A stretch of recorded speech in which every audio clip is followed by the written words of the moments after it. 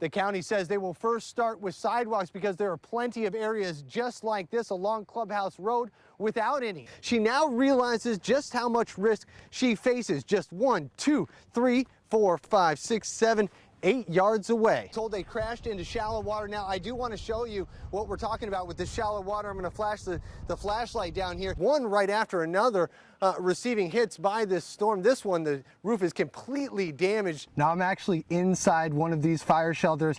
I've actually only been in here for just a couple seconds and I'm already starting to sweat here. They were able to take samples off of carpeting that showed that the accelerant that was used was gasoline. Studies have shown that up to a third of children kidnapped by strangers are abducted less than a few hundred feet from their home. If there's no reflected light, as in this dark room, thermal imaging is able to pick up radiated energy, which is emitted all the time. The catalog listed this chair for teachers, while district officials and administrators were approved to purchase one like this. Smashing the window of this RV, but little did they know, they were on camera the entire time. That should have been removed a long time ago. To understand what has these neighbors so upset. And if this is not cleaned up and we get a big storm, there's going to be pieces of this coach everywhere in this park. It already has. All you have to do is look across the street. It has all that smoke in there, and who knows what else is in there besides the rats. When they knock this down, we're going to have Rat City here. Yep. Nearly 5 weeks earlier, an electrical fire destroyed the mobile home at 137 First Street. What was left still remains, sending fumes and odor around each street corner. We have a lot of people in our park that has asthma, and they can't breathe right.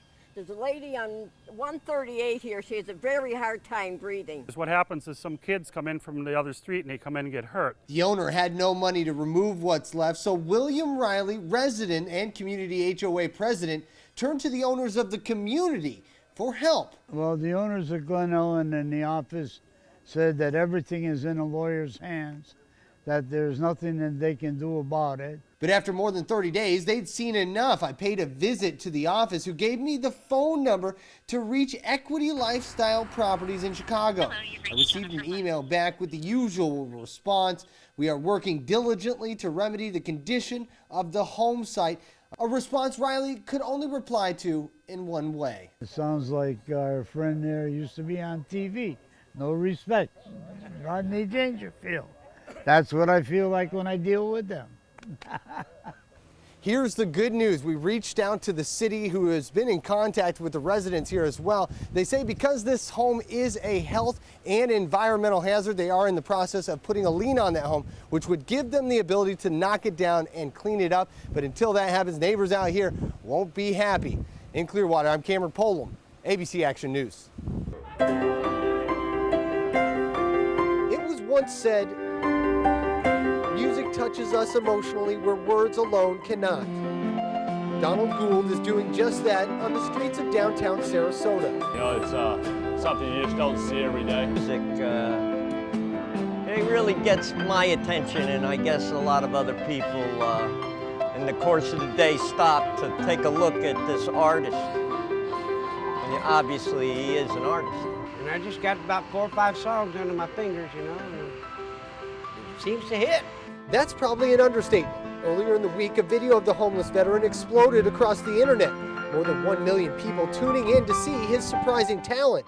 Even more amazing, Gould says it's been nearly 5 years since the last time he even played a single note. And I just like to see people catch foot traffic and make people happy.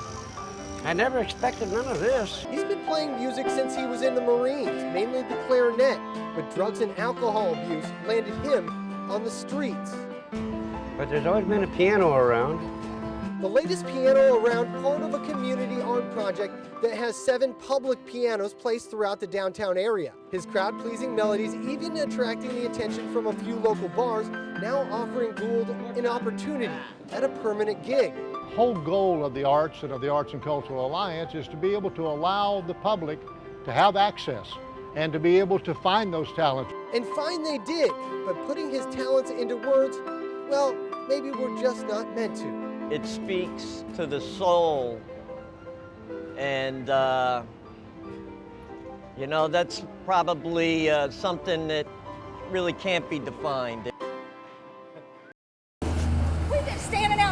to 5 freaking minutes, and these children are starting to walk towards the house or the road. Less than 24 hours after a Winter Haven mom was sent to jail for child neglect, these two parents are caught in the act once again, and our cameras were rolling for all of it. This is the second time that I've caught. I understand. This is the second time that I've caught. I'm so sorry. Do you both need another ride to jail? No. Get it Please. together. Okay. The chance encounter on Thursday happened when Winter Haven Police Detective Samantha Phillips spotted the two 21-month-old twins playing in the road along the heavily and briskly traveled Westlake Hamilton Drive, their mother fast asleep inside. I opened my door and I started to cross the road and they started walking over to us. But after 2 days in a row, Detective Phillips had seen enough. Turn your back.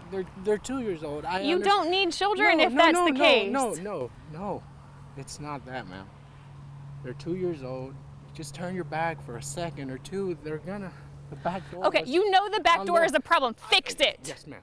It should have been fixed yesterday. I will fix it. The father says the two girls have learned to open a broken back door and sneak through this fence on the side of the home. After a private chat inside, Detective Phillips says she reluctantly gave the couple another chance, but says she is still considering pressing further charges. I told them that there's no excuse. They can't keep a watchful eye on their children. Maybe they ought to be in somebody else's care. In Winter Haven, I'm Cameron Polom, ABC Action News. I've had cancer for the last couple of years.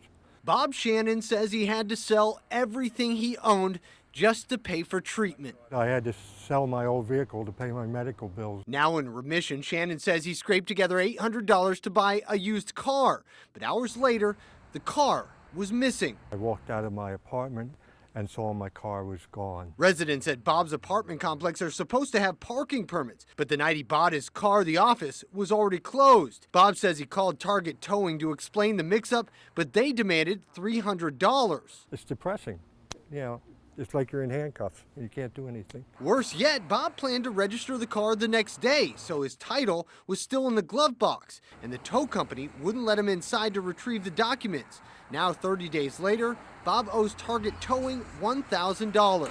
I don't have $1,000. I don't have $100. We reached out to Target Towing and they offered to return the car for $700. I just want them to bring it back and put it in any parking spot in here, and everything will be fine. But if Bob doesn't pay by December 10th, the car will be sold at auction. If I took somebody's car and kept it for 30 days and said, oh, well, it's mine now, I would go to jail. The apartment complex says they've had so many complaints about Target Towing, they've now cut ties with the company. But for Shannon, it comes 30 days too late. In Tampa, I'm Cameron Polom, ABC Action News.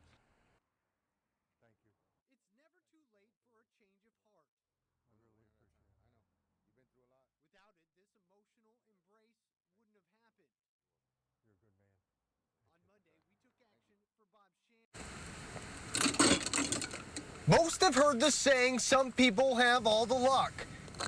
That saying may not ring more true than in the case of Gus Andrione. I don't swing as hard as I used to because I'm limited to how much I can get any power out of my body and legs. Many people would say Gus is lucky to just be playing golf at his age. The 103-year-old teaching pro says he always knew golf was his calling, but a close call in Germany during World War II while searching a war-torn building almost sidelined him for good. And they must have seen me going upstairs. When I got to the 4th floor, they shot an 88 shell into that building in that area, and my ears were ringing for 2 weeks, and I thought they blew my ears out. His good fortune would follow him for the next 70 years. Most recently last week when he became the oldest golfer to card a hole-in-one. And they were waving their hands, jumping up and down, and I can't jump up, so I just raised my arms high, and I was elated as much as anybody. But Gus doesn't just have one hole-in-one, not 2 or even 3. Try 8. So when he knocked it in last week, his golf buddies responded pretty much how you would imagine. I wasn't a bit surprised. I've played with him, and you know, he's chipped it in and he's put it in for 40 feet, and he turns around and he goes like that, like there's nothing to it. Turns out Gus isn't the only one in the family with a smooth swing. His wife, Betty, is an ace herself. I've had 3. For a golfer who's made a career of beating the odds when he said he'll never stop playing. Who knows? Time will tell. Here's a suggestion. Don't bet against him. In Sarasota, I'm Cameron Polom, ABC Action News.